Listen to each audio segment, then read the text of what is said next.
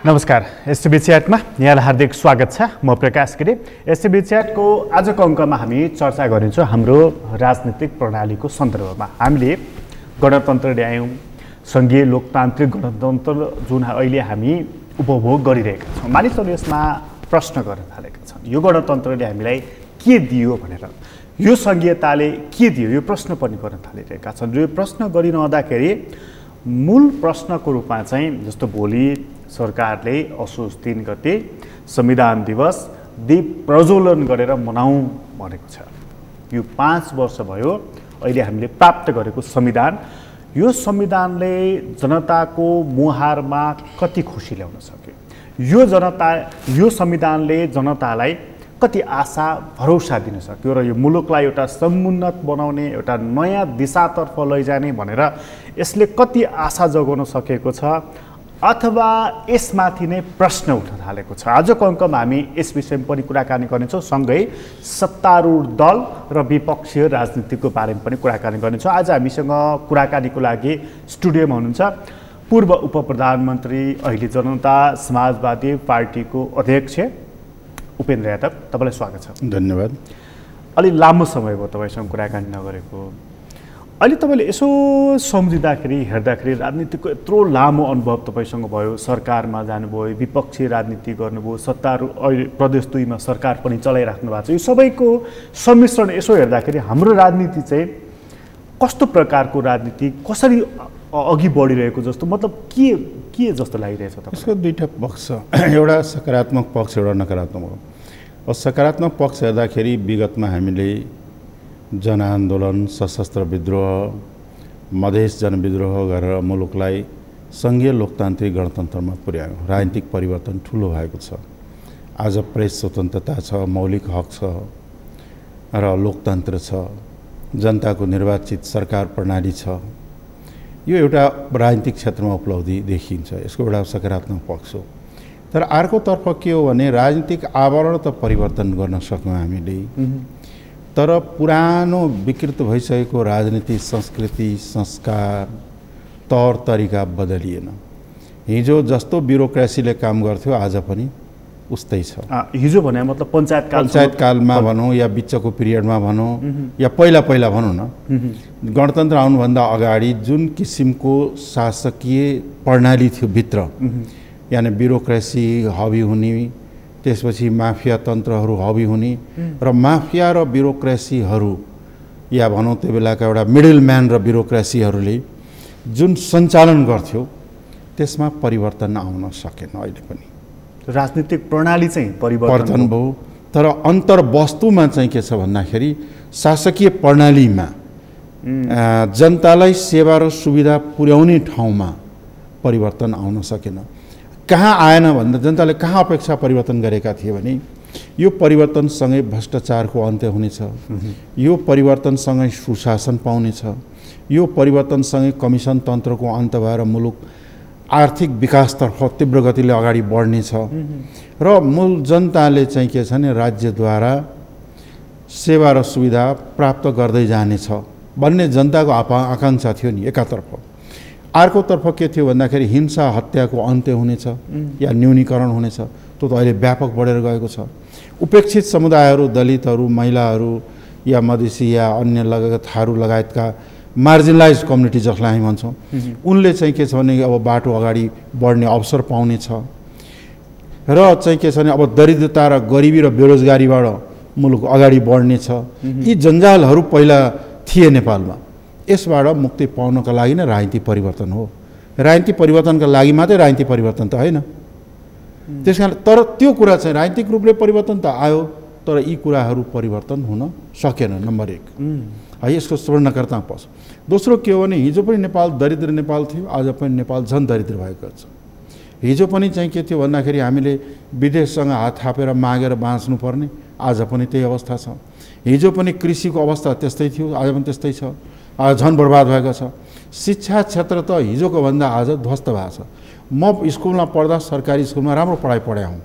म कलेजमा पढ्दाखेरि मैले स्तरीय शिक्षा कलेजमै नेपालकै सरकारी कलेजमै पाएको हुँ। तर आज कुनै पनि कलेज र स्कुलको नाम लिनुहोस् जो सरकारी होस्, जहाँ पढाइ राम्रो होस्, छैन, ध्वस्त भएको छ।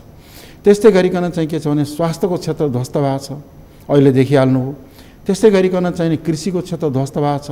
पहिला स्थापित भएका उद्योग धन्दाहरू ध्वस्त भएका छन्।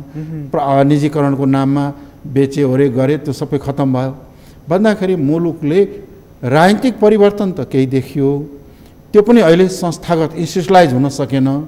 र दोस्रो चाहिँ के त भन्दाखेरि मुलुक आर्थिक सामाजिक रूपान्तरणको बाटोमा अगाडि बढ्न सकेन। यो चाहिँ ठुलो नकारात्मक पक्ष। नकारात्मक पक्ष तपाईँले सकारात्मक पक्ष पनि भन्नुभयो, नकारात्मक पक्ष पनि एउटा चित्र यहाँनिर उतारिदिनु भएको छ।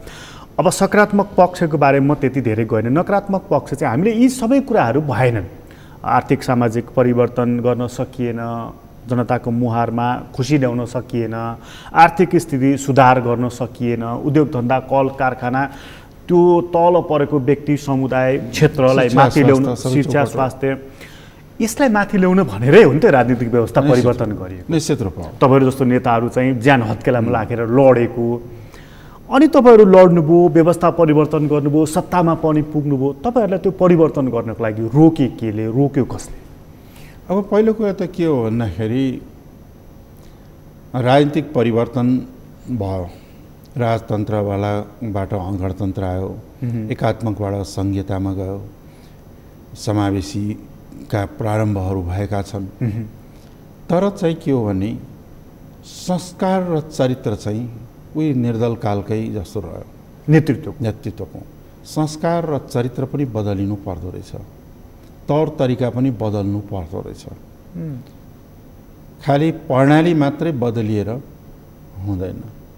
त्यस कारणले चाहिँ के हो भन्दाखेरि पहिलो कुरा के हो भने पुरानो संस्कारलाई फालेर, पुराना विकृतिहरूलाई फालेर नयाँ राजनीतिक संस्कारलाई अपनाउन सकेन, नम्बर 1।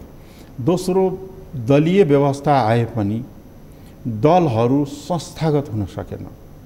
दलभित्र पनि दल, गुटभित्र पनि गुट, गुटभित्र पनि उपगुट। र चाहिँ के छ भन्दाखेरि त्यसबाट के भयो त भन्दाखेरि कुनै पनि पार्टीले संस्थागत हिसाबले काम गर्न सकेन, जनताको बिचमा या संस्थागत रूपमा आफैमा पनि त्यो रहेन। तेस्रो के त भन्दाखेरि मुलुक चलाउनका लागि चाहिँ के भन्दाखेरि परिवर्तित सन्दर्भ अनुसार ब्युरोक्रेटिक संरचनाहरू, स्ट्रक्चरहरू, अनि तपाईँको चाहिँ के छ भने जुडिसियरी स्ट्रक्चरहरू बदलिनु पर्थ्यो। त्यो चाहिँ पुरानै रह्यो, यथावत नै चल्ने रह्यो। नयाँ प्रणालीमा, नयाँ राजनीतिक परिवर्तनमा पुरानो संस्कार र संस्कृति र परम्परा र चाहिँ के छ भने प्रथा र त्यो सँगसँगै त्यही हाँक्ने संयन्त्र पुरानै रह्यो। भन्दाखेरि के हो भने पुरानो थोत्रो गाडी लिएर अहिलेको चाहिँ के छ भने गतिशील युगमा जाने सम्भावना थिएन र त्यो गएन। अहिले पनि आवश्यक के छ त मुलुकमा भन्दाखेरि तलदेखि माथिसम्मको चाहिँ के संरचनालाई नयाँ ढङ्गले लैजाने, आमूल परिवर्तन त्यसमा भएन। त्यसले चाहिँ के छ भन्दाखेरि काम गर्न सकिरहेको छैन। उही कमिसन तन्त्र, उही भ्रष्ट तन्त्र, उही ढिला सुस्ती, उही लापरवाही आज पनि छ। भनेको ब्युरोक्रेटले सोच्ने र पोलिटिसियनले सोच्ने कुरामा ठुलो अन्तर छ। त्यसपछि ठुलो अन्तर छ। अर्को कुरा के भन्नु यतिभन्दा यतिको वर्षमा पनि एउटा अनुभव गर्नुहुन्छ, सरकारले योजना बनाउँछ विकास गर्ने भनेर हो, या कुनै योजना बनाउँछ, त्यो योजना कारणै हुँदैन। 5 वर्षमा गर्ने, 3 वर्षमा गर्ने योजना बनाउँछ, 3 वर्षका लागि तरिका छ, 10 वर्ष पनि बन्दैन। कुनै पनि योजना समयमा कार्यान्वयन नहुने, कुनै पनि नीति कागजमै सीमित रहने कारणले कसरी डेलिभरी दिन्छ। त्यस कारणले यसमा चाहिँ दुईटा परिवर्तन जरुरी देख्छु म। एउटा दललाई संस्थागत बनाउने नेताहरूले त्याग गर्नुपर्छ एउटा। दोस्रो चाहिँ के हो भन्दाखेरि यो हिजोको तौर तरिका होइन, नयाँ परिवर्तित सन्दर्भमा रूपान्तरण गर्नुपर्छ सिस्टमको। म पहिलो कुरामा तपाईँको पहिलो पोइन्टमा गएँ, नेताहरूले त्याग गर्नुपर्छ भन्दाखेरि त्योभन्दा अगाडि तपाईँले 3वटा कारणले हामीले परिवर्तन गर्न सकिएन भनेर एउटा बडा मजाको उत्तर के दिनुभयो भने हामीले व्यवस्था परिवर्तन गऱ्यौँ तर आफू परिवर्तन भएन। सही कुरा हो। हरेक व्यक्तिले अर्को चाहिँ परिवर्तन होस् भन्ने चाह्यो, आफू चाहिँ परिवर्तन भएन। त्यो नेताहरूले त्याग गर्नुपर्छ भनेको कुरा चाहिँ पद त्याग गर्नुपर्छ भन्नुभयो कि खराब संस्कार त्याग गर्नुपर्छ भन्नुभयो कि के चाहिँ भन्नुभएको? अब नेता पुरै मुलुकलाई, सम्पूर्ण जनतालाई र मुलुकलाई, सबै समुदायलाई आफ्नो भन्ने सम्झिनुपर्छ पहिला।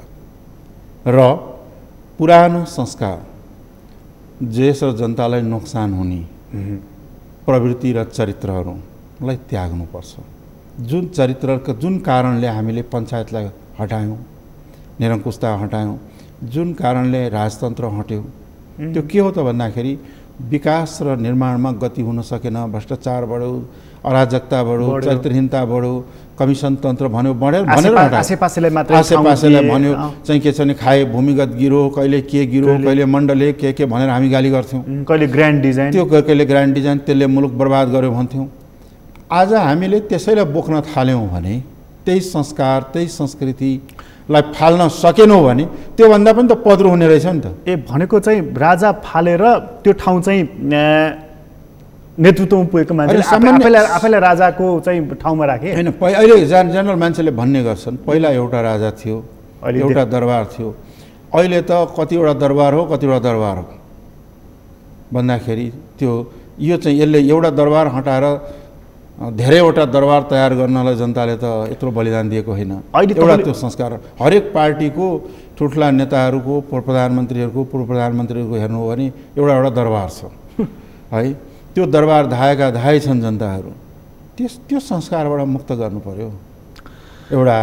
दोस्रो के हो भने भ्रष्टाचार र कमिसन तन्त्र र बिचौलियाको भूमिकालाई, यी तीनटा कुरालाई न्यूनीकरण गर्नुपर्छ। त्यो चरित्र बदल्ने भनेको त्यो हो एउटा। त्यो भ्रष्टाचार बिचौलिया चाहिँ चुनाव पद्धतिसँग जोडेर आएको कुरा हो। जेसुकैसँग पद्धति आयो भने त्यसलाई बदल्नुपर्छ आफ्नो व्यक्तिगत। भनेको अर्थ के भने मूल रूपमा भन्यो भने एक शब्द भन्यो भने हिजोको चरित्र र संस्कारलाई हामीले बदल्न सक्नुपर्छ, आफूबाट मुक्त गर्न सक्छ। र त्यो बदल्नको लागि सबैभन्दा पहिला आफू बदल्नु, परिवर्तनको सुरुवात आफैबाट भन्छ नि। आफैलाई नबदलिकन तपाईँले मुलुकलाई बदल्न सक्नुहुन्न। आफैलाई बदल्नको लागि नि कति सजिलो छ, जस्तो भन्छ नि एउटा अङ्ग्रेजीमा भनाइ छ कि साधारण हुँ भन्नको लागि चाहिँ बडा सजिलो छ अरे, साधारण हुनको लागि चाहिँ बडा गाह्रो छ अरे क्या। होइन, त्यो यसो कुरा के हो भन्दाखेरि यो नै नेतृत्वले आफूलाई बदल्नुपर्छ। गान्धीले आफूलाई बदले, नेहरूले पनि आफूलाई बदले, त्यत्रो एरिस्टोक्रेटिक जीवन बाँचेको मान्छेले। अहिलेको चिनकै सी जिनपिङले पनि आफूलाई बदलिएका छन् होइन। दुनियाँका महान नेताहरूले त बदलिए नि। नेपालमा पनि एक युगमा चाहिँ के छ भन्दाखेरि नेताहरूले बदलाव देखाएका थिए, तर उहाँहरूले गर्ने अवसर नपाए पनि।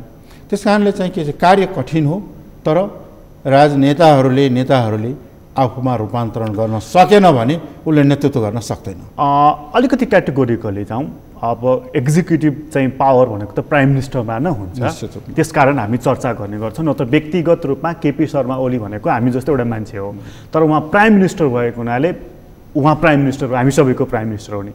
उहाँले त्याग्नु पर्ने कुरा के देख्नुहुन्छ? होइन, मैले व्यक्तिगत रूपमा फलानालाई भन्नु एउटा संस्कारको रूपमा भनेको हुँ। त्यो संस्कारको रूपमा के हो त भन्दाखेरि विकृति र विसङ्गतिहरू र चाहिँ के छ भन्दाखेरि जुन गुटगत स्वार्थहरू, व्यक्तिगत स्वार्थहरू, सामूहिक स्वार्थ, जातीय स्वार्थ, यी सबैबाट माथि उठेर राष्ट्रिय स्वार्थलाई हेर्ने र त्यसका लागि अगाडि बढ्ने चाहिँ के छ भन्दाखेरि लिडरसिप हामीले दिन सकेका छैनौँ। समस्या त्यो। म व्यक्तिगत फलानुलाई कोट्याइराख्नु त्यति उचित ठान्दिनँ, त्यो एउटा संस्कारका रूपमा। व्यक्तिगत रूपमा आफ्नै कुरा गर्ने हो नि चाहिँ तपाईँले आफ्नो आत्ममूल्याङ्कन गर्दाखेरि मैले त्याग्नु पर्ने कुरा चाहिँ के रहेछ जस्तो लागिरहेको छ? अब हेर्नुहोस् के हो भन्दाखेरि यदि यसो आफ्नो गुण या दोष अर्काले राम्ररी हेर्छन्। अब मलाई त्याग्न पर्ने यहाँहरूले औल्याउनुभयो भने म प्रयास गर्छु। तपाईँमाथि पनि थुप्रै प्रश्न छ नि, तपाईँबाटै सुरु गरौँ न। होइन, त्यत्रो मधेस आन्दोलनबाट आएको तपाईँ त एउटा ठुलो आशा गरेको मान्छे नि। पार्टी चलाउनु भयो, त्यस्तो मजाले चलाउनु भयो, त्यत्रो ठुलो सङ्गठन थियो, सरकारमा जानुभयो, पछिल्लोचोटि पनि सरकारमा जानुभयो, स्वास्थ्य मन्त्री हुनुभयो। अहिले म के सुनिराखेको छु भने उपेन्द्र यादव अथवा त्योभन्दा अगाडिका स्वास्थ्य मन्त्रीहरू थिए, यिनीहरूले के पूर्वाधार तयार गरिदिएका थिए र अहिले हामीलाई यसरी प्रश्न गर्छौँ भनेर अहिलेको स्वास्थ्य मन्त्री, अहिलेको स्वास्थ्य मन्त्रालयमा रहेका मानिसहरू यो प्रश्न गरिरहेका छन्। तपाईँहरूले चाहिँ एउटा ल्याब पनि नबनाइदिएको, ल्याब कतिवटा थियो, यो टेस्ट गर्नको लागि किटहरू कति थिए, चिकित्सकहरू कति थिए, यो प्रश्नहरू तपाईँहरूमाथि गयो, तपाईँहरूले चाहिँ केही पनि गरिराख्नु भएको? अब निश्चित रूपमा यहाँले कुरा उठाउनु भएको छ। मैले यहाँलाई मन्त्री हुँदाखेरि पनि मैले पटक पटक उठाएको, यहाँ पनि यो स्टुडियोमा पनि बोले कि स्वास्थ्यको क्षेत्रलाई नेपालमा एउटा चाहिँ कहिले प्राथमिकतामा राखिएन। नम्बर 1। जसको उदाहरण के थियो भने विगतका बजेट हेर्नु भने 4.4% बजेट स्वास्थ्यमा दिन्थ्यो। 4% त तपाईँको कर्मचारीको तलबमा जाने, 0.4%ले के चाहिँ निर्माण गर्ने, नम्बर 1। त्यसका लागि चाहिँ गर्नुपर्छ भनेर मैले स्वास्थ्य नीति नै परिवर्तन गरेँ र अहिले मुलुक अहिले चाहिँ त्यसलाई अगाडि बढाउने हो भने मुलुकमा यु टर्न हुन्छ स्वास्थ्य। जस्तो भनौँ न, मैले प्रत्येक प्रोभिन्समा टर्सियरी हस्पिटलहरू, उच्च सेवा स्तरको अस्पतालहरूमा रूपान्तरण गर्नुपर्छ अस्पताललाई, अनि ती जनताले सेवा पाउँछौँ। जस्तो कोशी अञ्चल हस्पिटल थियो, त्यसलाई हामीले टर्सियरी हस्पिटल रूपान्तरण गर्ने, वीरगञ्जलाई, नेपालगञ्जलाई, डडेलधुरालाई, चितवनलाई र यतापट्टिलाई यसरी चाहिँ लिएर जाने भन्ने एउटा पोलिसी आयो र प्रत्येक प्रदेशमा एउटा स्तरीय ल्याब, अहिले हेर्नुहोला पल्टाएर स्तरीय ल्याबोरेटरी बनाउने, स्वास्थ्य चाहिँ के छ भन्दाखेरि स्टोर हाउस बनाउने, ल्याब बनाउने, मेडिकल चाहिँ के छ भन्दाखेरि हेल्थ इन्स्टिट्युट बनाउने, प्रत्येक प्रोभिन्सहरूमा लिएर जाने र हेल्थमा चाहिँ कि इन्भेस्टमेन्ट बढाउनु पर्ने। अर्कोतर्फ के हो भने जनशक्ति, हामी कहाँ चाहिँ भन्ने हो भने आवश्यकताको 25% जनशक्ति पनि छैन हेल्थमा। जति आवश्यक हो त्यसको 25% पनि जनशक्ति अहिले हेल्थमा छैन, जो अहिले न प्राविधिक छ, न स्वास्थ्य कर्मीहरू छ, न डक्टरहरू छ। हामीले चाहिने विशिष्ट डक्टरहरू लगभग नेपालमा अहिले आवश्यकता भने 4000 चाहिनेमा हामीसँग चाहिँ के छ भन्दाखेरि 20-2100 पनि छैन। हामीलाई चाहिने चाहिँ के छैन 80,000 नर्समा अहिले हामीसँग 12-13,000 नर्सले काम चलाउनुपर्छ। सरकारी हस्पिटलको कुरा गरेको, प्राइभेटको छोड्नु। हामीलाई चाहिने जनशक्ति अत्यन्त अभाव, उपकरण चाहिँ के छ भने अत्यन्त अभाव। तर यी सब पुरा गर्नका लागि इन्भेस्ट त गर्नु परेन र इन्भेस्ट गर्नु पर्यो। स्वास्थ्य क्षेत्रलाई धराशायी बनाउनु भएन। यही हालत फेरि शिक्षाको छ। शिक्षा योभन्दा धराशायी भएको छ। त भन्दाखेरि पटक प्रयास नगरे, प्रयास गरेर त डिसिजन त अगाडि गयो। तर के छ भन्दाखेरि कहिले 6 महिना बस्या हुन्छ, एकपटक गएर 3 महिना बस्यो, 1 वर्ष बस्यो। एउटा दोस्रो कुरा के हो भन्दाखेरि हाम्रो अनुभवमा म त सरकार प्रधानमन्त्रीको सहयोगीको रूपमा या भनौँ न अहिले बनेको सरकारको सहयोगी भूमिका न हाम्रो हो, निर्णायक भूमिका त कम्युनिस्ट पार्टीको हो। एउटा निर्णायक भूमिका त त्यो सहयोगको भूमिकामा गर्नुपर्ने कार्यहरू अहिले पनि तपाईँले स्वास्थ्य मन्त्रालय र पहिलाको र अहिलेसम्मको रेकर्डहरू हेर्नु बुझ्नु हो भने मलाई लाग्छ निराश हुनुपर्ने ठाउँ छैन। तर तर तपाईँ उप प्रधानमन्त्री पनि हुनुहुन्थ्यो नि, प्रधानमन्त्री पछिको त तपाईँ हुनुहुन्थ्यो नि त, सहयोगी भूमिका भए पनि एउटा डिसाइसिभ पोजिसनमा हुनुहुन्थ्यो नि तपाईँ। अब पहिलो कुरा त के हो भन्दाखेरि हामी रोलमा चाहिँ के हो भने नेकपाले निर्धारण गर्ने, पार्लियामेन्टले निर्धारण गर्ने र त्यो रोलभित्र आफूले सक्ने भूमिका निभाउने, नसकेपछि आफूले छोड्याएको कारण पनि के हो भन्दाखेरि जुन शर्तमा या जुन सहमतिका आधारमा जो कजका लागि हामी सरकारमा गएका थियौँ भनौँ, त्यो बेला त्यो गएको जुन मकसद थियो त्यो नै चाहिँ के छ उल्टो दिशामा गयो। त्यसपछि छोड्नुपर्ने हो। त्यस कारणले काम गर्न नसक्ने र काम गर्न वातावरण पनि नहुने एउटा याद यहाँलाई दिन्छ। मलाई फेरि के छ भने काम गर्न पनि दिएन। किन काम गर्दैन? एउटा मन्त्रालयमा तपाईँले अनुमान गर्नुहोस्, के अरे भन्दाखेरि 1 वर्षमा 7 पटक म हुन्जेल सचिवहरू बदल्दिए। तपाईँलाई थाहा हुन्थेन? असहमत। कहिले काहीँ त 2-2टा सचिव पठाइदिन्थ्यो। अब त्यो सचिवको रुम त एउटै हुन्थ्यो अफिस, अनि एकजना सोफामा बस्ने, अर्को कुर्सीमा बस्ने, ऊ टोयलेट पसेपछि अरू गएर कुर्सीमा बस्ने, यस्ता दिनहरू पनि देख्नु पर्यो। त्यस कारणले सरकार सञ्चालन प्रणाली कम्युनिस्ट पार्टीले जुन प्रदर्शन गर्यो त्यस बेला नमुना, त्यो अत्यन्त चाहिँ के छ भन्दाखेरि खराब प्रवृत्तिको थियो। भनेको त्यो तपाईँलाई असफल बनाउनको लागि बुनेको चाल हो त, त्यो षड्यन्त्र हो। अब के हो त्यो जवाब उहाँहरूले चाहिँ किन महिना 2-2 महिनामा सचिव फेर्ने, कहिलेकाहीँ 2-2टा पठाउने, एउटा नभएको। अर्को कुरा के छ भन्दाखेरि जुन मन्त्रालयमा सचिवहरूको स्वास्थ्यको अनुभवै हुँदैन त्यसलाई स्वास्थ्य सचिव बनाएर पठाउने, यस्ता कार्यहरू किन गरियो? 7-7 पटक त्यसरी भयो। मैले छोड्दाखेरि पनि त्यो 2टा सचिव थिए। बिचमा जाँदाखेरि एउटा पठाउने, अनि अर्कोलाई तान्ने, अर्कोलाई पठाउने यहाँ पठाउने, अर्कोलाई यहाँ पठाउने। त्यो स्थितिले पनि चाहिँ के छ भन्दाखेरि स्वास्थ्य मन्त्रालय बिगार्या हो।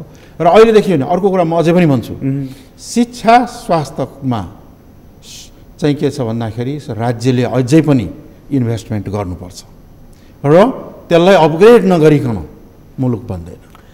त्यो अपग्रेड गर्ने कुरा गर्दाखेरि हुन त म एकैछिनमा आउँला त्यो, त्यसमा यो समाजवादवाला र संविधान कुरामा 1 मिनेटमा आउँछु म। अनि त्यसो भए त मन्त्री भएर बसिराख्नुको उप प्रधानमन्त्री हुनु, त्यसै कारणले छोडिदिएको नि। तर तपाईँ फेरि यो कम्युनिस्ट चरित्र कस्तो हुन्छ, कम्युनिस्टमा कस्तो खालको व्यवहार हुन्छ भन्ने कुरा त तपाईँ एकचोटि त कम्युनिस्ट पार्टीमै पनि लागेको मान्छे, त्यो आचार विचारमा प्रेरित पनि भएको, पढेको पनि मान्छे। म लागेको बेला त मैले त कम्युनिस्टैमा लागेको हुँ जस्तो थियो, साथीहरूको पनि हेर्दाखेरि कम्युनिस्टै जस्ता थिए। तर कम्युनिस्टहरू यति चाँडै बिग्रिएर यो अवस्थामा पुग्ला भनेर संसारकै कुनै कम्युनिस्टले कल्पना गरेका थिएन होला। उही गणेश मानजीले कहिलेकाहीँ भन्थ्यो नि, कम्युनिस्टहरू फर्सी जस्तै कुहिएपछि कामै लाग्दैन है। अहिले त के छ भने कम्युनिस्टहरूले पनि आफूलाई कम्युनिस्ट भन्न लाज मानिसके, यसरी त्यस्तो छ। तपाईँ कम्युनिस्ट हुँदाखेरि यस्तो थिएन कम्युनिस्ट पार्टी? त्यो बेलामा कम्युनिस्ट भावनाहरू थियो, एउटा आचरण थियो, एउटा ऊर्जा थियो, केही गर्ने भन्ने एउटा थियो, परिवर्तन गर्ने भन्ने थियो, मुलुकलाई के बनाइएला भन्ने थियो। तर अहिलेका कम्युनिस्टहरू हेर्दाखेरि त पञ्चलाई गाली गर्नु नै बेकार हो। हिजोको पञ्चायतकालको पञ्चलाई पनि गाली गर्नु बेकारै रहेछ। यति भ्रष्टाचार, यति कमजोर डेली आइरहेछ नि मिडियाहरूमा, यहाँहरूले नै प्रसारण गरिराख्नु भएको छ। यसको सत्यता चाहिँ तपाईँ जस्तो भित्र बसेर पनि हेर्नुभयो, अघि तपाईँले बिचौलियाको कुरा पनि गरिहाल्नुभयो, धेरै कुराहरू छ यसमा। तपाईँ राजनीतिको लामो अनुभव पनि छ, सरकार सञ्चालनको पनि अनुभव छ। वास्तवमै ती भ्रष्टाचारहरू चाहिँ साँच्चीकै हुन्छन् कि बाहिर चाहिँ कतिपय नेताहरू भन्छन् नि हामीलाई बदनाम गर्नको लागि यो गरियो त्यो गरियो, हुन्छ चाहिँ के यो? हेर्नुहोस् के हो भन्दाखेरि त्यसलाई पारदर्शी बनाएर जनताको बिचमा त राख्नु पऱ्यो नि। जब सवाल उठेपछि दुर्घटनाहरू पनि भइरहेका छन्, नभएका होइन, काण्डहरू पनि भएकै छन्, जनताले सफर गरेकै छ, मुलुकले आर्थिक नोक्सान बेहोरेकै छ, अनि के भएको त त्यो?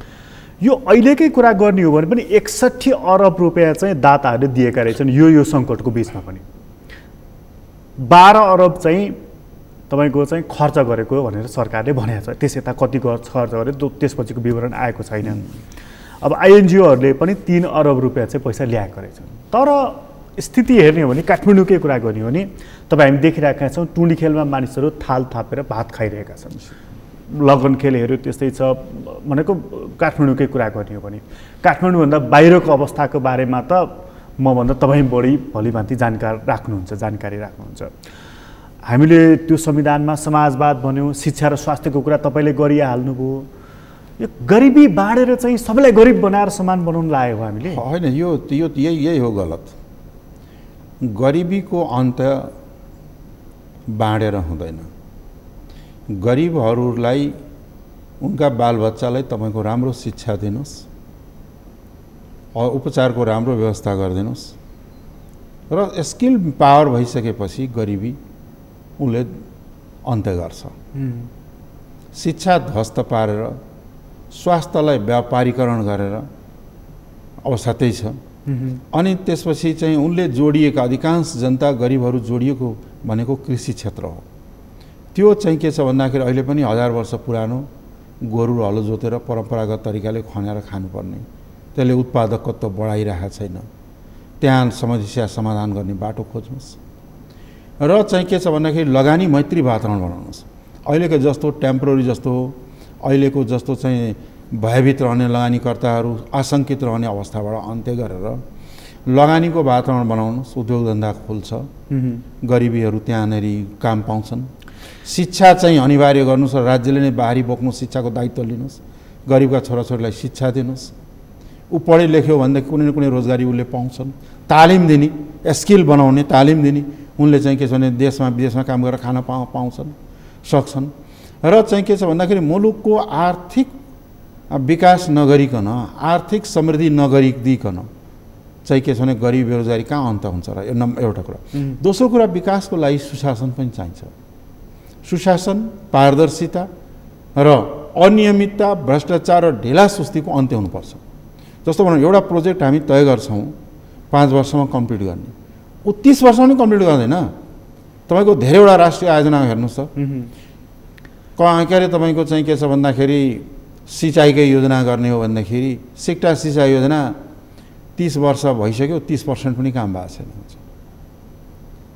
एउटा सामान्य उदाहरणको कुरा के अरे हुलाकी सडक बनाउने 5 वर्षमा बनाइसक्ने भनेको 25 वर्ष भइसक्यो, 25 अहिले चाहिँ अत्तो पत्तो छैन। यसरी त हुँदैन नि। होइन त्यही त, यसरी हुँदैन कि। तर यो अस्ति के आशा के लागेको थियो भन्दाखेरि के हो भन्दाखेरि जेठको 2 गते जब नीति तथा कार्यक्रम आयो, राष्ट्रपति महोदयले के भन्नुभयो भने अब भोकै कोही मर्नु पर्दैन, मरिरहेछन् भोकै त भन्ने बित्तिकै यहाँ मान्छे भोकै भोकै मरिरहेछन्। धनुषामा भोकै मरे, यहाँले अहिले जस्ट यहाँले अहिले भन्नु टुँडी खेलमा मान्छेहरू थाल थापेर बस्नुपर्ने हो होइन? त्यो पनि सामाजिक संस्था कुनै व्यक्तिले दिइरहेको छ, राज्यको अत्तो पत्तो छैन। उसले पनि पिटाइ खायो, उसले पनि पिटाइ खायो हिजो पनि। भन्नुहोस् त, भन्दाखेरि यो के हो? यो कुशासन हो कि सुशासन हो?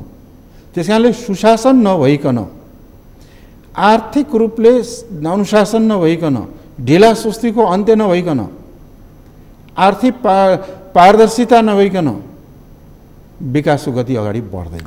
त्यस कारणले दोषी चाहिँ के हो भन्दाखेरि नीति नै हो। जुन नीति अहिले फलो गरिएको छ, यो नीतिले मुलुकलाई भड्कालोमा हाल्ने बाहेक कहीँ पुर्याउँदैन। यो अहिले जनताको तपाईँले हेर्दाखेरि चाहिँ अहिले जनताको लागि सबैभन्दा प्राथमिक विषय र प्राथमिकताको विषय चाहिँ कुन हो? जुन कुरामा हामी सबै बोल्नुपर्छ, जुन कुरामा सरकारले पनि तपाईँ हामीले पनि ध्यान दिनुपर्छ। हेर्नु, सबभन्दा पहिलो कुरा त के हो भने सबै कुरा महत्त्वपूर्ण छन्, तर मेरो विचारमा जनतालाई सबभन्दा पहिला राज्यले ध्यान दिनुपर्ने अहिलेको बेलामा जनताको स्वास्थ्य हो नम्बर 1, दोस्रो शिक्षा नै हो, तेस्रो उनको रोजगारी हो। जीव धन शिक्षा तर्फ भनेको स्वास्थ्य, शिक्षा, स्वास्थ्यमा र रोजगारीमा सरकारले त स्वास्थ्यमा त हात उठाए त। किनभने अब एकदम विपन्नको मात्र हामी परीक्षण गर्छौँ, बाँकीको गर्दैनौँ भनेपछि त त्यसो भने त सरकारको दायित्व नै होइन, राज्यको दायित्व नै के हो भने हामीले राजनीतिक शास्त्र पढ्दाखेरि सरकारको दायित्व भनेको जनताको जीवन, जनताको सम्पत्तिको रक्षा गर्नु भनेको सुरु गर्नु हो भनेर, र मुलुकको रक्षा गर्नु भनेर पढ्या हो। पहिलो कुरा त व्यक्तिको जनताको जीवनको रक्षा हो नम्बर 1। नम्बर दोस्रो कुरा के हो भने मुलुकको रक्षा हो। तेस्रो कुरा के हो भन्दाखेरि जनताको सम्पत्तिको रक्षा हो। अब यो गर्न नसक्ने भएपछि सरकारको काम के त? के नैतिकताले सरकारमा बस्ने? या सरकारको काम के त भन्नु पर्यो नि? अब उही डन्डा हान्ने मात्रै सरकार हुन्छ? सरकारको दायित्व के हो, कर्तव्य के हो? जब हामी कर्तव्य र दायित्व पथबाट विचलित हुन्छौँ अनि विकृति र विसङ्गतिका सङ्गत हुन्छन्, त्यसले मुलुक र जनतालाई दुःखमा कष्टमा पार्छ। यही कुरा बोल्नको लागि तपाईँले संसद डाकौँ भनेर अहिले 1 नम्बर प्राथमिकतामा राख्नु पर्दैन? जनताको आवाज कहाँ उठाउने त? होइन, अब निश्चित रूपमा चाहिँ के हो भन्दाखेरि संसद हठात रूपमा अप्रत्याशित रूपमा अन्त्य भयो। संसदमा धेरै बिजनेसहरू थिए जो अति आवश्यक थिए। त्यो बिजनेस चलिरहँदै पनि बिचमा चाहिँ के छ भने कम्युनिस्ट पार्टीभित्रको आन्तरिक राजनीतिक प्रतिस्पर्धामा का कारणले स्थगित गरेका संसद हो नि। कुनै पनि पार्टीमा झगडा भयो भने संसदै स्थगित हुने पहिलो मुलुक होला नेपाल। कुन दिन त श्रीमतीको झगडा भयो भने यहाँ त बाटो बन्द होला भन्ने पिर भयो, यही नजिर राखेर। होइन, अब यो संस्कार त गलत संस्कार बसायौँ नि हामीले।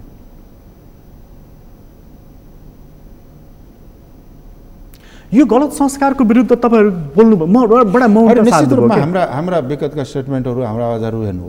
अर्को के छ भन्दाखेरि कोरोना लागेको बेलामा संसदलाई अन्त्य गर्ने, अनि कोरोना लागेको बेलामा, महामारीको बेलामा, लकडाउन भएको बेलामा एक ठाउँबाट अर्को मान्छे नदिने क्रममा चाहिँ के छ भने पार्टी फुटाउने, सांसद किन्ने, सांसद अपहरण गर्ने, राज्यको संरक्षणमा जस्तादेखि अध्यादेश ल्याएर लोकतन्त्रलाई नै सिद्ध्याउने। पार्टी फुटाउने त एउटा अध्यादेश थियो, अर्को अध्यादेश त लोकतन्त्र नै सिद्ध्याउने थियो नि, ल्याउने जस्ता काम त गर्नु हो नि। यो चाहिँ यसरी चाहिँ के हो भने नि, म के भन्छु नि, यस्ता कार्यहरू गर्नुभन्दा दलहरूसँग सहयोग लिने, सहकार्य गर्ने र राष्ट्र निर्माणतर्फ अगाडि बढौँ न। राष्ट्र निर्माण चाहिँ अब जस्तो वामदेव गौतमले जुन अस्ति एउटा भाषण गर्नुभएको थियो, बडा मजा लाग्यो मलाई। यदि म प्रधानमन्त्री भयो भने 10 वर्षमा चीनलाई हामी उछिन्छौँ, बाँकी पनि उहाँको भाषण थियो। उहाँ राष्ट्रिय सभामा नजानु भएको हुनाले चाहिँ धेरै महत्त्वपूर्ण विषयहरू उठान गर्न नसकेको, मुलुकले कायापलट गर्न नसकेका रहेछ क्यारे अहिले उहाँ मनोनित हुनुभयो। तपाईँले बधाई दिनुभयो कि दिनु भएन? उहाँले सारा मानिसले दिइराखेका छन्। अब उहाँ मेरा असल मित्र हुन्, सधैँ बधाई नै, सधैँ नै सद्भाव रहिरहन्छ। तर चाहिँ के छ भन्दाखेरि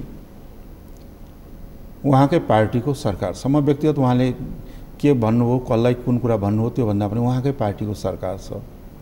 सरकारलाई अझै पनि 2-3 वर्ष 2-2.5 वर्ष समय छ। यसलाई चाहिँ के छ भन्दाखेरि राम्रो परिणाम दिने गरी, जनतालाई प्रतिफल राम्रो प्रतिफल पाउने गरी कसरी अगाडि लैजाने हो त्यो मात्रै प्रयास गरिदिनु हो भने ठुलो उपलब्धि हुन्छ। अघि तपाईँले भन्नुभयो नि राज्यको प्रमुख दायित्व भनेको चाहिँ जनताको जीवनको रक्षा गर्ने, राष्ट्रको सिमानाको रक्षा गर्ने र जनताको सम्पत्तिको सुरक्षा गर्ने। अहिले प्राथमिकता हो त हारेको मानिसलाई राष्ट्रिय सभामा लैजाने। अब हेर्नुहोस् के हो भन्दाखेरि लैजाने, अब यहाँ त त्यही मैले अगाडि नै यहाँसँग निवेदन गरिसकेँ कि दलहरू संस्थागत हिसाबले चलेको भए, गुट उपगुटबाट मुक्त रहेको भए, आफ्ना नजिकका र टाढाकाबाट मुक्त रहेको भए, कार्यको आधारमा मूल्याङ्कन गरेर अगाडि बढ्ने प्रणालीमा दलहरू चलिदिएको भए यस्ता कुराहरू सुन्नु नै पर्ने थिएन, हुने नै पनि थिएन। मान्छे बाहिर के भनिरहेका छन् भने त्यो उज्यालो दिए है कुलमानले, तिनलाई एकचोटि फेरि नियुक्ति गरौँ ताकि उज्यालो अलि संस्थागत होस् भने उनलाई नियुक्ति दिएन। हारेको मानिसलाई मनोनयन नगर है भने उनलाई मनोनयन गरियो, समयमा मल ल्याऊ है भन्यो, मल ल्याइएन। मतलब जे भनेको छ ठ्याक्कै विपरीत काम चाहिँ राजनीतिको शिखरमा पुगेपछि, सत्ता सञ्चालक भएपछि चाहिँ ठ्याक्कै किन र के का लागि जस्तो हुन्छ। के हुन्छ भन्दाखेरि तपाईँले गाडी नयाँ पाए पनि ड्राइभिङ ढङ्गले गर्नु भएन भने एक्सिडेन्ट हुन्छ। ड्राइभिङ सिटमा बसेको मानिसले आफ्ना खलासी, आफ्ना मिस्त्रीहरू, आफ्ना गाडीका सबै चिजहरू चेक गरेर सबै दुरुस्त पारेर र दुरुस्त टिम लिएर जानुपर्ने हुन्छ। अहिलेको टिम, म व्यक्तिगत रूपमा कसैलाई आरोप लाउँदिनँ, जुन टिम प्रधानमन्त्रीले अहिले चलाइराख्नु भएको छ त्यो टिमलाई प्रधानमन्त्रीलाई गन्तव्यमा पुर्याउँदैन, यो मुलुकको कल्याण गर्ने दिशामा अगाडि बढाउन सक्दैन। मैले आफूले गरेको अनुभव हो। त्यो जुन 62-63 को आन्दोलन ताका तपाईँहरू पनि भन्ने गर्नुहुन्थ्यो, हामीले पनि त्यही सिकेर एकाचोटि त्यो शब्द उच्चारण गऱ्यौँ, नयाँ नेपाल भनेर। त्यति बेला तपाईँले भनेको नयाँ नेपाल यही हो अहिले होइन। अहिले हामीले त्यो बेला भनेको र हामीले कल्पना गरेको जनताले आउँछ भनेको नयाँ नेपाल भनेको सुशासन भएको नेपाल, भ्रष्टाचार मुक्त नेपाल, अनि कमिसन तन्त्र लुटतन्त्रबाट मुक्त नेपाल, जनताले चाहिँ के छ भन्दाखेरि प्रशासनिक कामहरू गर्न जाँदाखेरि तुरुन्त काम हुने नेपाल, अहिलेको जस्तो चाहिँ अब ढिला ढाला सुस्ती भोलि पर्सि भन्दै गएको नेपाल होइन। हामीले भनेको गरिबी र बेरोजगारीले राहत पाउने नेपाल, हामीले भनेको शिक्षा र स्वास्थ्यमा चाहिँ के छ भन्दाखेरि एकदम स्तरीकरण भएको नेपाल, राम्रो शिक्षा राम्रो उपचार पाउने नेपाल, हामीले भनेको किसान र मजदुरको जीवनमा चाहिँ उज्यालो आउने नेपाल, दलित महिलाहरूले चाहिँ के छ भन्दाखेरि यो हिंसा भोग्नु नपरेको नेपाल, हामीले भनेको मधेसी आदिवासी जनजाति लगायत सीमान्तकृत समुदाय अल्पसङ्ख्यकहरूले समानताको हकको या अवसरको र न्यायको प्रत्याभूति गर्न पाएको नेपाल, त्यो नयाँ नेपाल हो नि। नयाँ नेपाल भनेको त के हो भन्दाखेरि गतिशील नेपाल हो नि त। हो, त्यही गतिशील नेपाल निर्माणको खाका अथवा राजमार्ग भनौँ, अहिले त फेरि राजमार्ग भन्न मिल्दैन क्यारे, लोकमार्ग, त्यो निर्माण चाहिँ यही संविधान मार्फत भयो, त्यही संविधानलाई आधार मानियो। त्यसको पनि 5 वर्ष भयो। सरकारले के भनेको छ भने असोज 3 गते दीप प्रज्वलन गर्नुहोस्, यो उत्सवको दिन हो भनेको छ। यो संविधानप्रति तपाईँहरूले आधारभूत रूपमै विमति राख्नुभयो। आधारमा हाम्रो के छ भनेदेखि यो संविधानमै संशोधन गर्छु भनेर तपाईँहरू सरकारमा जानुभयो, 1.5 वर्ष बस्नुभयो, भएन, फर्केर आउनुभयो। अब त संशोधन हुन्छ भन्ने आशा पनि रहेन होला तपाईँलाई। अब पहिलो कुरा त के हो भने यसरी हेरौँ त्यसलाई, यो संविधान बन्दुकको बलले जारी गरिएको हो।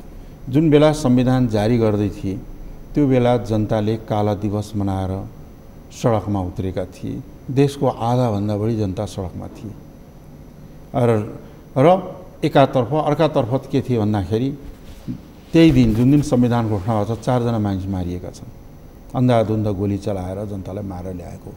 यानि जनता किन त भन्दाखेरि संविधान निर्माण गर्दाखेरि दस्तावेजमाथि, जुन पहिला दस्तावेज थियो त्यसमाथि जनताले फरक मत राखे। हामीले पनि राख्यौँ। त्यसपछि त्यो सँगसँगै चाहिँ के छ जनताको अभिमत लिने भनेर गाउँ गाउँ गयो, तर जनताले दिएको अभिमत कुनै पनि समावेश भएनन्। जनताको अभिमतको हेर्नुहोस् अहिले पनि त्यो तथ्याङ्क होला, फरक मत थियो एउटा। दोस्रो कुरा के हो भने जुन मकसदका लागि जनयुद्ध भयो, जनआन्दोलन भयो, मधेस जनविद्रोह भयो, जुन जनआन्दोलन र विद्रोहबाट जुन जनादेश दिएका थिए त्यसका विपरीत आयो, एउटा कुरा। दोस्रो कुरा के हो भन्दाखेरि यो संविधानलाई हामी लगायत मधेसी शोषित पीडित जनताले स्वीकारेकै छैन, अहिले पनि स्वीकारेको छैन। तर यो संविधान तर तपाईहरु सांसद अब आउँदैछ शपथ खाएको मन्त्री पनि भएको हुनाले स्वीकारेको अर्थमा बुझिएको हैन। त्यसलाई यो अर्थमा दिउँ, त्यो म आउँदैछ त्यो भित्रमा। पहिलो कुरा त के हो भने यो संविधानमा विकृति छ, यो कुरा सबले स्वीकारेका छन्। के हो भने शासकीय स्वरूपै विकृतिमूलक छ। यो कुन प्रणाली हो संविधान? वेस्टमिन्स्टर मोडल हो कि प्रेसिडेन्सियल मोडल हो कि के हो? यो विकृतिमूलक मोडल हो। यो देखिराखेकै छौँ हामी। अर्को निर्वाचन प्रणाली पनि चाहिँ के छ भने सही छैन। यो निर्वाचन प्रणाली न समानुपातिक छ, न पहिलो पोस्ट छ, र अत्यन्त महँगो, सामान्य जनताले लड्न पनि नसक्ने खालको चुनाव प्रणाली आउँदैछ, आइरहेको छ। त्यहाँ हाम्रो विमति छ, शासकीय स्वरूपमा हाम्रो विमति छ। शासकीय स्वरूपमा चाहिँ तपाईहरु निर्वाचित प्रमुख हैन, हामी के भन्छौँ सोधे भन्दाखेरि जनताबाट प्रत्यक्ष निर्वाचित कार्यकारिणी राष्ट्रपति हुने र जनताबाट समानुपातिक प्रतिनिधित्व हुने गरी समानुपातिक निर्वाचन प्रणालीबाट निर्वाचित संसद हुने र संसदबाट सरकार बन्ने ओर्ने होइन। राष्ट्रपति जनताबाट भनौँ न देशभरिका जनताबाट मत पाएका राष्ट्रपतिले सरकार बनाउनु, प्रेसिडेन्सियल सिस्टम निर्वाचन पद्धति चाहिँ पूर्ण समानुपातिक, जो निश्चित रूपमा संसदको पूर्ण समानुपातिक हुनुपर्छ। यो समानुपातिक संसद सोझो भाषा छोटो भाषा भन्दाखेरि र जनताबाट निर्वाचित कार्यकारिणी राष्ट्रपति र त्यसपछि तपाईँको भने संसदबाट सरकार बन्ने होइन, संसदहरू सरकारमा जाने होइन। यो ओभरल्यापिङ हुन्छ। जस्तो एउटा व्यक्ति संसद पनि छ, ऊ सरकारमा पनि छ, अनि कार्यकारिणीमा पनि छ, व्यवस्थापिकामा पनि छ। र अहिलेको विकृत निर्वाचन प्रणालीले के गर्छ? न्यायपालिकाको नियुक्ति पनि उसैले गर्छ भनेपछि त शक्ति पृथकीकरणै भएन। शक्ति पृथकीकरण नभएको ठाउँमा लोकतन्त्र कहाँबाट फस्टाउने? सांसदलाई विधि मात्र निर्माण गर्न दिने, अनि सांसदको संसदीय कार्य दिने, विधायकीय कार्य ठुलो छ नि। त्यो भयो भने पनि के हुन्छ नि, यत्रो विकृति आउँदैन। अर्को कुरा के हुन्छ भने एकजना मान्छेले भोलि चाहिँ के छ भन्दाखेरि त्याग गर्ला, राजीनामा दियो भने सरकारबाट डल्ने हो कि जान्दैन। अब यहाँ चाहिँ बेलुका चाहिँ संसद गनेर राख्ने, बिहान फेरि एकचोटि गर्नुपर्ने स्थितिको अन्तको यस्तो विकृत राजनीतिको अन्त्य हुन्छ। त्यसले गर्दाखेरि सबैभन्दा अप्ठ्यारो तपाईँहरूलाई सबैलाई अप्ठ्यारो छ नि, उहाँहरूलाई पनि अप्ठ्यारो छैन। र अहिले चाहिँ यत्रो दिन जुन 6-7 महिना सकस गर्दा कम्युनिस्ट पार्टीले यो त समय नै बर्बाद भएको नि, त्यो संसदीय गन्तीले त हो नि होइन। यसबाट मुक्त नभइकन चाहेका कुरा अहिलेका प्रधानमन्त्रीले गर्न पनि सक्दैन। यो शासन प्रणालीभित्र म के भन्छु भने सरकारले प्रधानमन्त्रीले चाहेर पनि गर्न सक्ने अवस्था छैन। तर अहिलेको प्रधानमन्त्रीसँग त फेरि अवसर यस्तो छ कि जस्तो ल ठिक छ तपाईँहरू त सरकारबाट हट्नुभयो, विमति राखेर ठिक छ, एउटा मुद्दामा जानुभयो, फर्किनुभयो, उहाँको सरकार ढल्ने खतरा त छैन नि त अहिले, नेकपा छैन। हेर्नुहोस् त्यहाँ धेरै गुपहरू छ, बाहिरबाट हेर्दाखेरि उयो सुन्तला जस्तो, बाहिरबाट हेर्दाखेरि रातो पहेँलो डल्ला एउटै देखिन्छ, भित्र त एकदम केस्रा अलग अलग त्यस्तै छ। त्यहाँ गुट उपगुटहरूको लडाइँ हो नि त अहिलेको। अहिले यहाँहरूले भन्नुभयो फलानलाई किन ल्याउनु पऱ्यो, फलानले, त्यो गुट उपगुट पार्टीभित्र पनि पार्टी, त्यसभित्र पनि पार्टी, यस्तो किसिमले बनिएको संरचना हो। त्यही एक ढुक्कले अहिलेको प्रधानमन्त्रीले सरकार चलाउन सक्दैन। त्यसमै प्रधानमन्त्रीसँग यो 2/3 करिबको कुनै अर्थ छैन। के अर्थ भयो? 2/3 भएर पनि कुनै अर्थ रहेन नि। अच्छा एउटा कुरा भनौँ न, 2/3 हुनु र बहुमत नहुनुमा के फरक पर्यो त? तपाईँले चाहिँ तपाईँको अनुभवमा चाहिँ प्रधानमन्त्रीसँग भिजन नभएर अहिले उहाँले केही काम गर्न नसक्नु भएको यो 3 वर्षको बिचमा कि उहाँलाई त्यहाँ पार्टीभित्रका गुट उपगुटहरू अथवा विभिन्न इन्ट्रेस्ट ग्रुपहरूले चाहिँ हात खुट्टा समातेको होइन? मूल रूपमा जुन शासकीय स्वरूप, जुन वेस्टमिन्स्टर मोडलको विकृत रूपको नक्कल नेपालमा गरियो नि, त्यो पनि एउटा ठुलो समस्या नै हो। म चाहिँ त्यो पद्धतिलाई होइन, पद्धति भने सिस्टमले पनि काम गर्छ नि। गाडी तपाईँको तर फेरि सजिलो के हुन्छ भने व्यक्ति उम्किनको लागि सिस्टमलाई दोष लगाइदियो भने व्यक्ति मजाले उम्किन्छ। एउटा दुईवटै कुरा हुन्छ। एउटा केही चाहिँ के छ भन्दाखेरि नि, केही मिस्त्रीको पनि दोष हुन्छ, केही औजारको पनि दोष हुन्छ भन्छ नि। यी दुवै कुराहरू चाहिँ के छ भन्दा हामी कहाँ चाहिँ मिस्त्रीको दोष हो कि? अब मिस्त्री दुवै कुरा छ। यो शासकीय स्वरूप प्रणालीमा जुन सरकार निर्माणको प्रणाली भन्ने प्रणाली छ, यो प्रणालीले पनि अप्ठ्यारो बनाएका छ। निर्णय गर्ने ठ्याक्कै काम गरिहाल्ने सम्भावना अहिले हुँदैन। प्रधानमन्त्रीले चाहँदाखेरि नि जस्तो हेर्नुहोस् न, उहाँले अर्थमन्त्री बनाउनु भयो, राष्ट्रिय सभामा लगेर डाक्टर खतिवडालाई मनोनित गर्नुभयो, उहाँ त्यहाँबाट निवृत्त हुनुभयो, सल्लाह उहाँलाई रोक्या केले छ? त्यो दैनिकीय कार्यलाई बाहिरबाट हेरेर मात्रै छोडिदिउँ न। अहिलेको जुन वेस्टमिन्स्टर मोडल यहाँ नेपाल मात्रैमा होइन, विश्वभरि नै चाहिँ के छ भन्दाखेरि धेरै मुलुकहरू जो चाहिँ के भन्दाखेरि आर्थिक रूपले विभिन्न मुलुकहरूमा त यही दशा छ। होइन, त्यसमै अरू कुरा के भने प्रधानमन्त्रीलाई धेरै दोष दिनु भएन। म दोष त प्रधानमन्त्रीले नै लिनुपर्छ। होइन, किनभने पद्धतिको भयो। होइन, पद्धति त्यो ल्याएको पद्धति उहाँहरूले नै हो। पद्धति र नेतृत्व दुवैमा कमजोरी छ। पद्धतिमा पनि छ र नेतृत्वमा पनि नेतृत्वमा पनि छ। नेतृत्वमा चाहिँ कुन प्रकारको कमजोरी छ? अब के हो भन्दाखेरि मतलब उहाँले बाँकी जुन 2 वर्ष रहेको छ त्यो नेतृत्वले पहिलो कुरा नेतृत्वको उहाँकै पार्टीकाले पनि लगाम भन्ने गरेका छन् कि व्यवस्थापकीय पक्ष निकै कमजोर छ देखियो र भिजन क्लियर भएन। अल्मलिने तपाईले पनि अल्मलेको देख्नु भएको छ? निश्चित रूपमा पहिलो कुरा भिजन क्लियर हुनु पर्यो। त्यो भिजन टार्गेट क्लियर हुनु पर्यो। भिजन क्लियर हुनु, त्यो भिजनलाई प्राप्त गर्ने चाहिँ के जनशक्तिलाई अगाडि लिएर जानु पर्यो। त्यो नभइकन चाहिँ के छ भने कता कता ककसबाट गाइड भएर कसको कुरा प्रभाव भएर अल्मलिएर त मुलुक बन्दैन। यो अलमलले चाहिँ जनतामा एउटा निराशा जुन ल्याइरहेको छ नि, मैले प्रचण्डजीको नि अभिव्यक्ति सुन्दै थिएँ कि यो खोक्रो भइसकेको छ है, जुन देखिएको छ त्योभन्दा बढ्ता नै फ्रस्ट्रेसन छ भन्ने। त्यसमा चाहिँ हामीहरूको फरक खालको विचार हुनसक्छ। अब यदि मास फ्रस्ट्रेसन आयो भने त त्यसले विद्रोह गर्ने वा विद्रोहले त व्यवस्था ढाल्दिन्छ। अब हेर्नु भएन त्यत्रो कोरोनाको बिचमा पनि लकडाउनको बिचमा पनि सडकमा जनता उत्रे होइन, कुनै बेला कहीँ विस्फोट हुन सक्छ। एउटा कुरा मान्नुहोस् न, पञ्चायतका विरुद्ध किन लड्यो जनता? असन्तुष्ट भएर न हो होइन? त्योभन्दा ठुलो असन्तुष्टि आज भयो भने आज छोड्छ जनताले? छोड्दैन नि। अनि आजको जनताको चेतना त पञ्चायतभन्दा धेरै अगाडि छ नि त। अनि जनता छ नै मभन्दा पावरफुल तल। जनता असन्तुष्टि भएर जनताले चाहिँ के छ भन्दाखेरि सुशासनको अनुभूति नगर्ने, जनताले चाहिँ यो मेरो सरकार हो मेरो व्यवस्था हो भन्ने अनुभूति नगर्ने भने संसारमा कुनै व्यवस्था टिक्दैन। संघीयतालाई दोष दिँदैछन् नि मानिसहरू। त्यो कुरा गलत हो।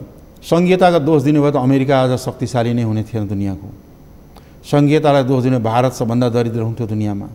संघीयता दोष दिने ब्राजिल आज यस्तो हुने थिएन, अरब इमिरेट्स यस्तो हुने थिएन। स्विजरल्यान्ड चाहिँ मागी हिँड्नु पर्थ्यो सडकमा, स्विसका मान्छेहरू कटोरा लिएर बाटामा उभिएर मागी हिँड्नुपर्ने थियो यदि संहिता कमजोर भएको भए। संहिता कमजोर भएको भए बेल्जियम यस्तो हुने थिएन। संहिता कमजोर भएको भए जर्मन यस्तो शक्तिशाली हुने थिएन होइन। संहिताको दोष भएको भए अझ दोषै दिने भन्ने हो भने त कसैले त यो चाहिँ लोकतन्त्रलाई पनि दोष दिने गर्छन् होइन। एक थरीले चाहिँ के भने सुने मैले एक थरी के भन्दैछ नि, यो प्रदेश चाहिँ हामी काम बढी भयो, यसले काम पनि गरेन, यसलाई हटाइदिउँ स्थानीय तह। त्यसै कारण हामीले चाहिँ भने संविधान संशोधन गर्नुपर्छ भन्ने हाम्रो सवाल। अर्को कुरा के भने हामीले अघि कुरामा अनि त्यो संशोधन गर्दा प्रदेश चाहिँ डिलिट गर्नको लागि होइन हामी आउँछौँ। संविधानमा प्रदेशलाई अधिकार दिइएको छैन। अधिकार कहाँ छ? केन्द्रमा र अलिकति स्थानीय निकायमा। प्रदेश अधिकारविहीन अहिलेको अवस्थामा। प्रदेशको त आफ्नो पिउन पनि कर्मचारी छैन, कसले लिएर काम गर्ने? न सुरक्षा निकाय छ, न ब्युरोक्रेसी छ, न रिसोर्समाथिको अधिकार छ, न रिसोर्स छ भने कार्य गर्ने केले? भने प्रदेशलाई अत्यन्त कमजोर बनाइएको छ। यो संघीयताको विपरीत कुरा हो। यो एकात्मक प्रणालीमा संघीयताको अभ्यास गर्न खोजिएको हो। त्यसैले प्रादेशिक मामलाका विषयहरू प्रदेशको क्षेत्राधिकारभित्र राख्नुपर्छ र फेरि प्रदेशले कानुन बनाउने छ, तर सङ्घले कानुन बनाएपछि बनाउने हो। त्यो सङ्घको कानुन विपरीत हुनुहुन्न भने अब सङ्घले कानुन नबनाइदिने प्रदेशमा कानुन नहुने भने यस्तो यो चाहिँ गलत अभ्यास नेपालमा सुरु गर्यो। यसको मनसाय के हो भने सङ्घीय गणतन्त्र जसले चाहेका थिएनन् उसले बाध्य भएर सङ्घीय गणतन्त्र शब्द लेखेर संविधान बनाउनु पर्यो। तर त्यसको कन्टेन्ट चाहिँ के छ भने अहिले पनि एकात्मक र केन्द्रीकृत नै खालको छ।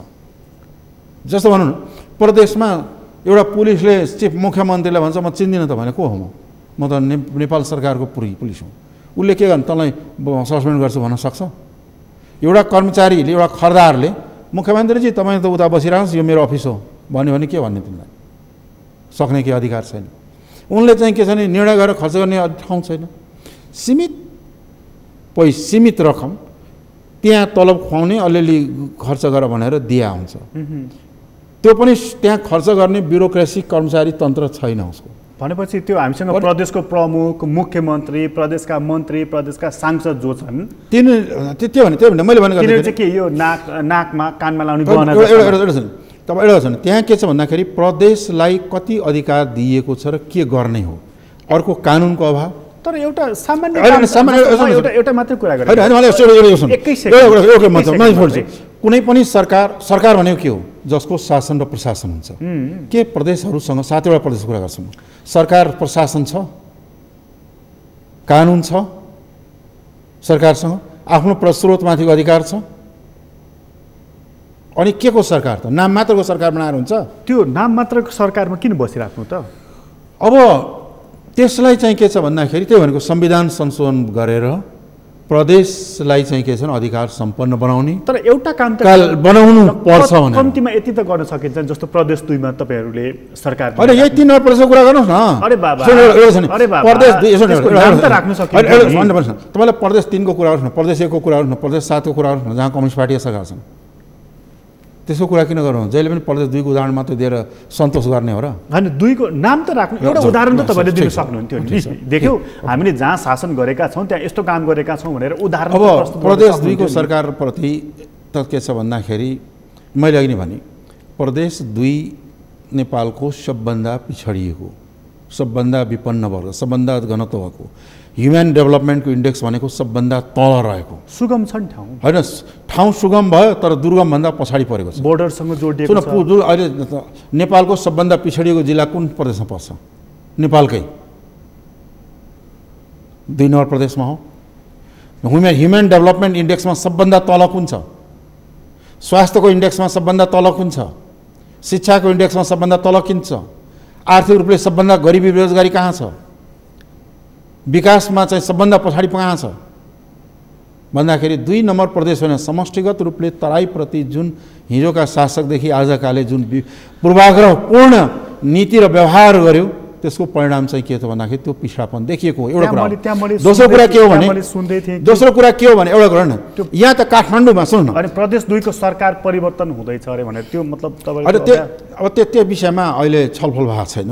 अर्को कुरा भन्नुहोस् न, प्रदेश 3 मा काठमाडौँको कुरा लिनुहोस् न। काठमाडौँमा संघ सरकार पनि छ, प्रदेश सरकार पनि छ, सबै एउटैको छ, आफ्नै छ, सेना छ, पुलिस छ, प्रशासन छ, दरबार छ, सबै काठमाडौँमा छ नि।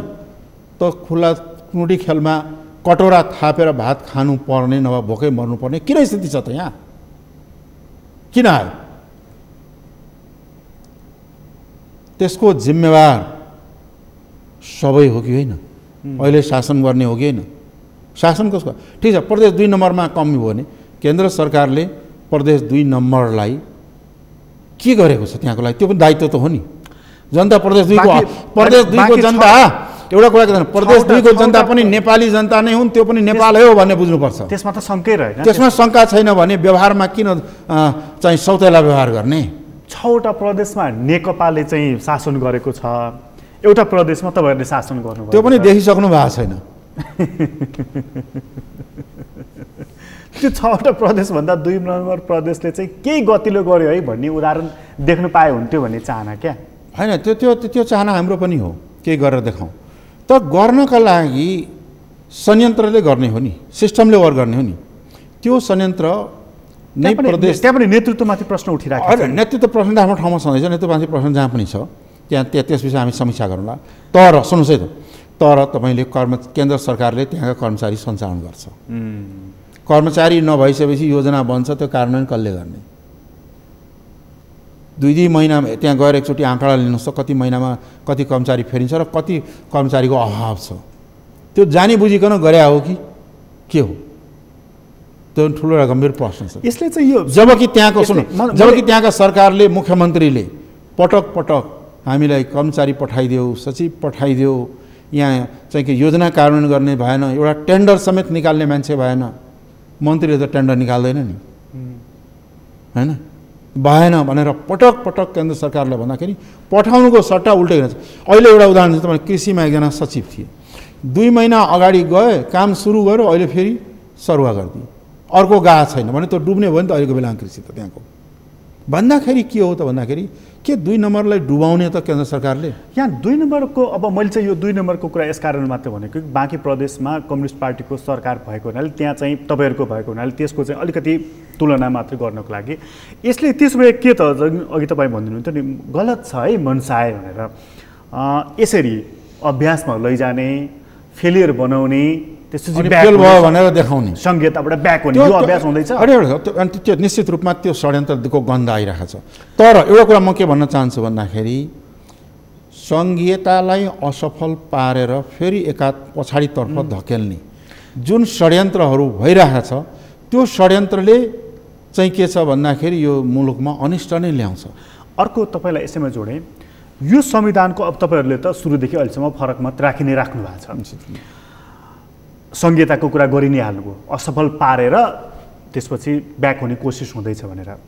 यो गणतन्त्र, यो संघीयता, यो धर्मनिरपेक्षता सहितको यो संविधानको ओनरसिप कसले लिएको देख्नुहुन्छ तपाईँ अहिले? अब संविधानमा एउटा कुरा यहाँ भन्नुहोस् न, अलिकति पछाडि फर्केर यो संविधान बनायो कसले? संविधान सभाले भन्नु होला। संविधान सभामा त 300 भन्दा बढी संशोधनका प्रस्तावहरू दर्ता भएका थिए यो संविधानमाथि। कुनै पनि संशोधनलाई छलफल गर्न नदिने, व्हिप जारी गरेर हुन्छ हुन्न भनेर संविधान पास हुन्छ दुनियाँमा कहीँ? तर संविधान सभामा व्हिप लाग्दैन भनेर फेरि तपाईँहरूले नै बनाएको नियमावली थियो, त्यो नियम त उल्लङ्घन गरियो नि। एउटा कुरा होइन, एकजना संविधान सभाको अहिले पनि क्लिप्सहरू होला, यति धारादेखि यति धारा हुन्छ भने, यति धारादेखि धारा हुन्छ संविधान घोषणा भयो भनेपछि भनेपछि संसदमै संविधानकै मसौदालाई छलफल गरेको भए 1-2 महिना लगाएर कमसेकम भारतकै संविधान हेर्नुहोस्, अर्को संविधान होस्, शब्दमा छलफल हुन्छ। भनेपछि हाम्रो संविधान भनेको यो संविधानको चाहिँ नि ओनरसिप लिने, मलाई भन्न दिनु, त्यही संसदमा छलफल गराएको भए, आएका संशोधन प्रस्तावलाई पनि छलफलमा ल्याएको भए संविधान केही राम्रो हुन्थ्यो। 4-5 जना लेखनदासले आफ्नो स्वार्थ अनुकूल लेखे, संसदबाट व्हिप लगाएर पारित गराएको घोषणा गरे भने त्यो संविधान त त्यस्तो छ। अब यसको गडफादर को त? अब जसले घोषणा गरे हो त्यो नै गडफादर हुनु पर्यो। घोषणा भने संविधान सभा, हामी त त्यहाँ थिएनौँ, हामी त वहाँ गोली खाइरहेको थियौँ, डन्डा खाइरहेको थियौँ उसो घोषणाकर्ताहरूको। मतलब यो टुरो भइसक्यो। अब यो संविधानको अनरसिप त लिनु पऱ्यो नि काङ्ग्रेस कम्युनिस्टले, टुरो किन बनाउने हो? अब जस्तो भनौँ न, अहिले त विडम्बनाको कुरा के छ भने जसले यो संविधानलाई बन्दुक गोली ठोकेर जनतालाई हत्या गरेर घोषणा गर्यो, जसलाई विश्वको उत्कृष्ट संविधान भन्दै थिए, तिनले आफैले अब कानुन बनाउँदाखेरि संविधानका विपरीत कानुनहरू बनाउँदैछन्। संविधानलाई चाहिँ कार्यान्वयन गर्न यो सकिँदैन भनिरहेका छन्।